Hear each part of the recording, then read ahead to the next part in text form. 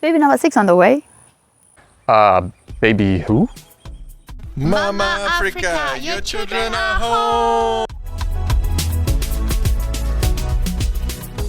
This is one of the favorite questions that I see almost on a daily basis since we have arrived. Oh, they say, oh, welcome, welcome. Oh, this is so nice. You're visiting Nigeria. Hey, welcome. You're most welcome. When are you going back to the US? So you mean like return, like permanently, like forever? Or do you mean like visiting? Because we don't have any plans to like return or even to visit so far. But as for like permanently, we don't, that's not really in the cards at all. I mean, life is crazy, right? But I don't think so. Oh gosh, no, we're not going back to the US. You want me to live this beautiful all year round sunshine and beautiful place to live it for the cold and seasonal depression, where we will be in debt. There's no way of coping. For what? Why? Kilode, layo, kamari, kojo. Not going to happen, guys. Laye. So it's not going to happen. This is where my roots is supposed to be. Oof. Even Pablo was like, this is where we belong. As in, if you talk about sunshine, that would just make you grow and just make you flourish. This place has got it. So we are finally where we're meant to be. We're finally where we belong. But yeah, like visiting family, that would be great. So like living permanently in the US, we've tried it. Anu and I lived most of our lives there. But then once we started having children, raising kids there, 4 of our 5 children were born there. The last one was born in Uganda. Again, Uganda, it's part of us. We have a Ugandan-born child. But we tried it out, and it's just not a good fit for our family in so many different ways. I mean, economically, even if you're single, you're basically working yourself to the bone until the day you die just to survive, not live, but survive. And if you have kids, oh my gosh, it's way more difficult to manage that in the way the economy is, the way the systems are there. Very, very tough. So yeah, there's a lot of different reasons, but we tried it, and it's just not a fit for our family in so many ways. And if you want to know more about that, we did a recent Q&A on that topic, on our children's education and our learning philosophy, for them, Anu and I. So yeah, feel free to view that as well. Also, most of the US is not tropical, and the parts that are tropical are super dangerous. You either have nature to worry about, or you have people to worry about. Either way, you might die. So safety-wise is not the best if you want to be in a tropical place, or there's just not infrastructure. But for, I think another really big issue is food. It's really, really hard to find like safe food to eat, in the US in a lot of ways. And also probably the biggest thing, the weather. So if you're not in the tropical areas, then you have winter to deal with, where everything dies, and that's really depressing and sad. And Anu is definitely a tropical bird, and I am definitely on board with that as well. I love being able to grow things all year round. It's fantastic. I don't miss winter in that way. I mean, sure, I have nostalgic memories, but it's not something that at this stage of my life I would really want to go back to. So I'm fine with that. I really like it, actually. So guys, if you're asking me again when we're going to the US, I will not answer. There's many things that I really, really love about Nigeria. One of my favorite things that I love about Nigeria is the seasonal fruits and crops. I totally have forgotten until I relocated back that when I was growing up, we always look forward to the season. As soon as this one is ending, season of a certain tropical fruit, another one is almost starting. We'll start again, and then just like that, if one stops, you just know that another better one is about to start. There is the mushroom season. As soon as the mushroom stops, there is then the tangerine. There's the African plum. There's the ube season, which is like a pear. There's avocado season. There is what other tropical? Asala, African walnut. There is a bere fruit. They call it bere fruit type season. There's the agbalumo, my favorite agbalumo season. There's the black velvet tamarind season. Oh my gosh, the list goes on. There's the cashew fruit season. Almendra fruit season. Oh my gosh, the list goes on and on. You look forward to the next year when this things that's already gone out of season will come back again. I love that about Nigeria, and my children and Pablo too, they are getting to see the importance of eating fruits in season. You just eat and eat and eat, and you just feel like you're in paradise. It's beautiful. I love the seasonal crops and fruits, tropical fruits in Nigeria. Okay, so my favorite thing about Nigeria is the food, and I don't think I'm alone in that. I think it's pretty much our whole family. We are very much Naija, Yoruba when it comes to food. That's a huge part of our diets, and actually we even made a course on that topic. So you can see in our bio a link to that course, because we've learned so much from kind of, especially pre-colonial times, and yeah, how kind of the food systems were in the world, but you know, we know more about West Africa. And so just applying those in a modern life and everything it's so good for your health, it's so good for your body, and it's just, we love it. And the food, we couldn't live without it. And that was really tough in Uganda. We were starting to buy imported things that were like even more expensive than they would have been in like the US, where we were already buying, you know, things from Nigeria, products from Nigeria. Fruits and things, you know, that are better grown in Nigeria, and yeah, just missing a lot of things that are local here. Like you can't find ube, you can't find agbalumo, you can't find, you know, a lot of these local things they just grow wild, you know, here anywhere else. So, well, maybe West Africa and maybe some other parts of Africa, but outside of that, you don't really find these things. So, and not just that, like the actual dishes, you know, of course. Amala, egusi, you know, all these things, we would buy those even in Uganda, and we were thinking, okay, if we're gonna do long term in Uganda, we'd have to produce these things ourselves, and we did try. We made fufu.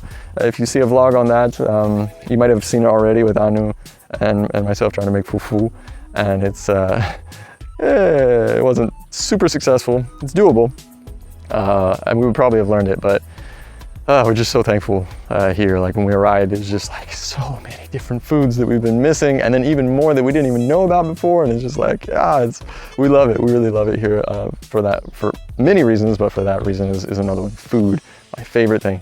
Food in Nigeria, absolutely.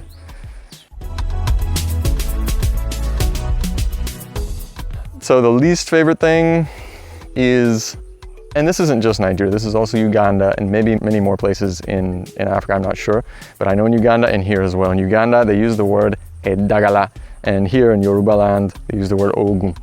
That's medicine.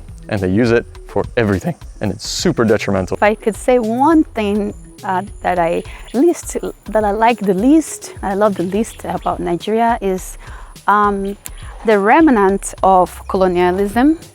It's still there, and we're dealing with it, struggling in the sense of when the colonial people came, they turned everything that we had as bad, as not good enough. When it comes to our hair, our skin, you see the most abundant of women are wearing wigs and wearing weaves. You can see them with their natural hair, and only a few people out there, few here and there.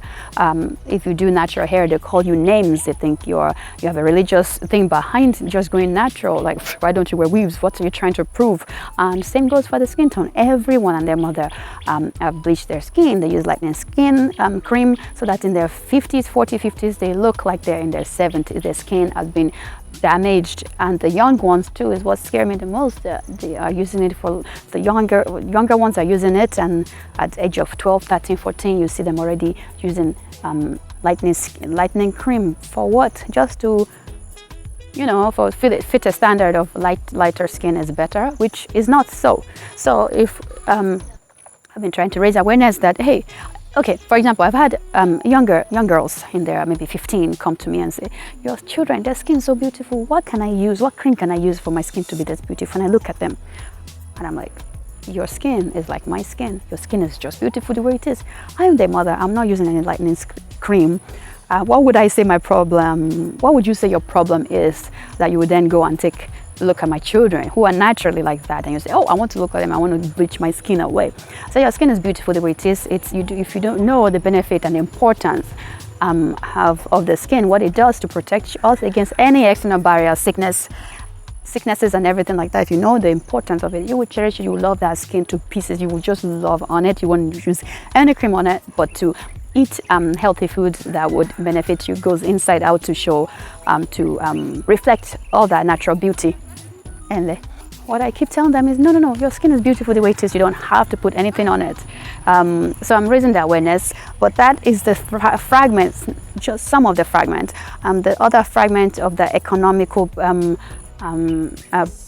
background of how it's also the same thing, how we don't know what we have is so good. What we have, other people want it. How we can love and cherish our land and our own things, Like if it says made in Nigeria, people are like, made in Nigeria, it must be not good. If it says Italy, made in Italy, oh, jumping, oh yes, let me buy that, How they can, people here can love their own, everything made in Nigeria and things that they did with their own hands, that it's beautiful, it's good, it's not inferior in any bit. So coming from a linguistic background, I know that the use of words can be very powerful.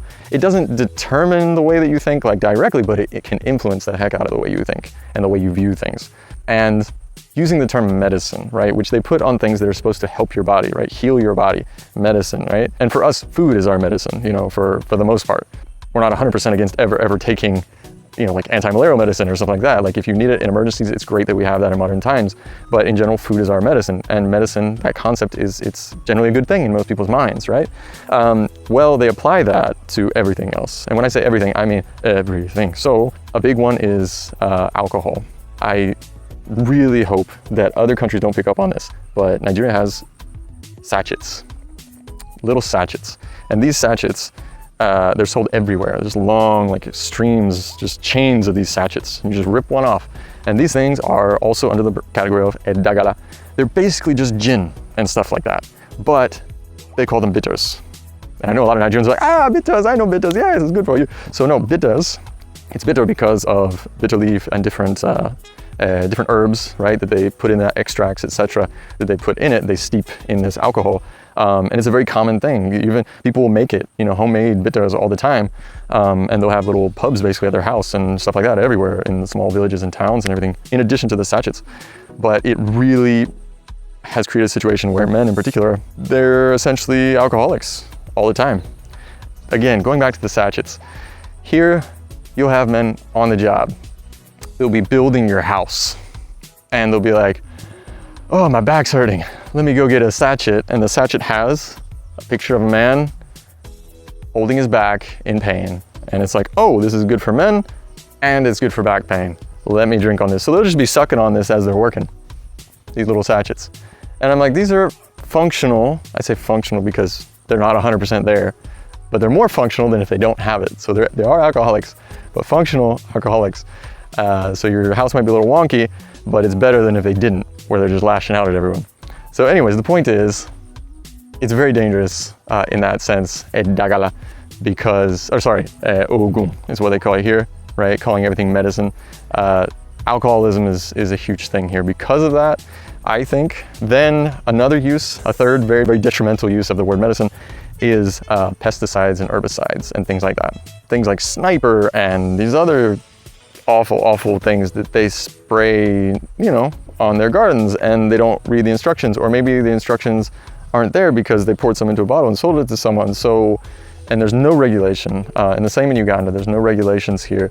So, and these things, a lot of them are neurotoxins, and we suffered in Uganda until we realized what was going on, from these neurotoxins, and then we could stop eating the foods that they were spraying the most and stuff like that. But these things, they're not even allowed in international warfare. Like, they're illegal, and yet people are here buying them because they're sold to them by Europeans, because Europeans aren't allowed to sell them within Europe. So they send them here still. People buy them, don't read the instructions, or they think, but these are weak Europeans, we're strong Africans, so they just spray it anyhow. They'll go out there, no PPE, spray it anywhere. Even before bringing food to the market, they'll be like, oh, there's bugs on there. Let me spray this stuff, right? So they'll just spray it. And then they're like, ooh, yeah, I get a bit dizzy, but I drink some milk, sit down for a bit, and I'm good to go. And it's like, you realize that's doing permanent damage to your nervous system. It's a whole thing. But the point is, people are ingesting it, thinking it's okay, putting it on their food, because they're like, oh, it's a dagala. While at the same time, the exact same thing, they're hawking it on the streets for, hey, this will kill rats, you know? It's a rat poison, and it will kill everything. Cockroaches and bed bugs and everything, you know, they're out on the street, you know, selling this to everyone. It doesn't connect, and I blame the word medicine.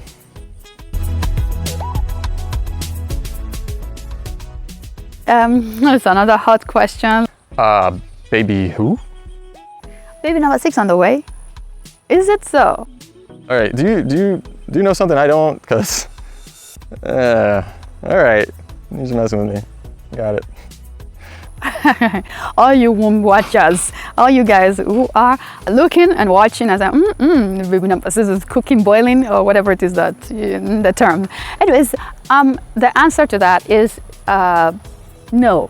Baby number 6 isn't cooking. It will never cook. It will never bake. It will never boil, or whatever the term is. It's not going to happen, guys. Baby number 6 is never existing. It's a figment of you guys' imagination on ours. So it's not going to happen. We have finished on baby number 5 and washed the diapers, and we are potty training, and we are watching them grow up. We're not about to regress and go back to pregnancy and start all over again. It's not going to happen. We are very blessed. We're very thankful for 5 beautiful children. But now it's time for us to raise them and watch them grow up and learn with them and grow with them. But yes, this is a beautiful phase in our life. We're thankful, we're grateful for the opportunity to have 5 kids to be in our lives. But that's that. That is that, guys. So let the baby numbers at baby number 6 question, let it rest. Let it rest forever and ever. Yes, yes. Thank you about that. Thanks for watching.